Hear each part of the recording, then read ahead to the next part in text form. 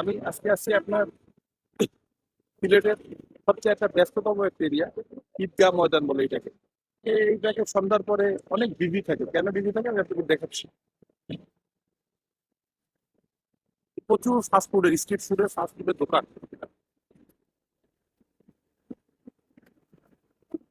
লোকজন সবাই খাচ্ছে। লম্বা সিরিয়াল দেখে এই এইখানে সিরিয়ালটা দেখে অনেক অনেক লোক। এইটা এইটা এই লম্বা দেখা যাচ্ছে প্রচুর। এই যে লম্বা। আর এরপরে বৈশিষ্ট্য হচ্ছে এই গম্বুজ দেখেন, গাছটা কত বড়। আমি একটু রাস্তা ওই পারে যাই, আমি দেখাইতে পারবো ওই পারে গেলেও।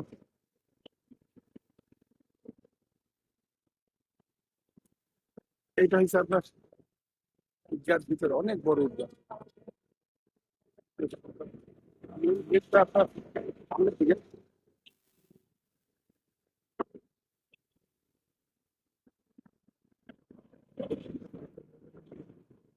এটা ভিতরে ঈদগাহ এরিয়া ছিল।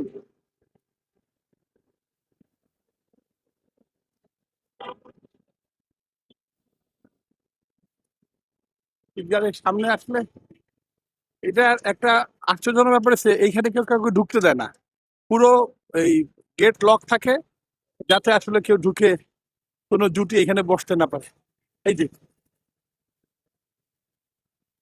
এই গম্বুজটা দেখেন,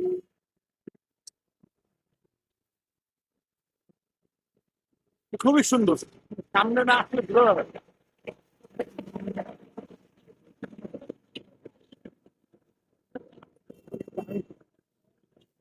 এই যে আপনার ঈদগাহ গম্বুজ।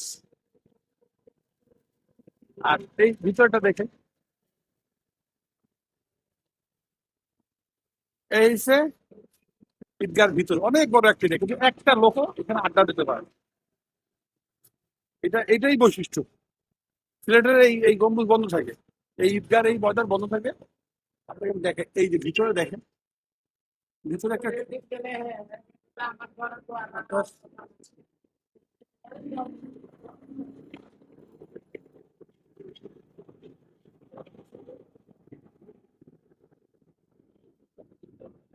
অনেক বড় একটা এরিয়া।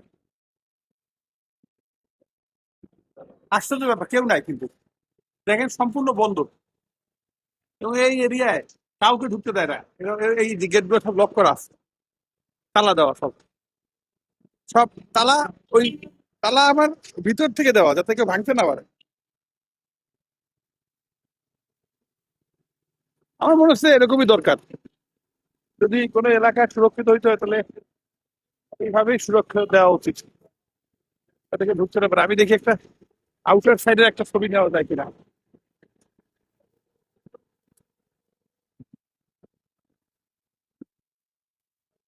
এইবার দেখেন জিনিসটা কতটা সুন্দর।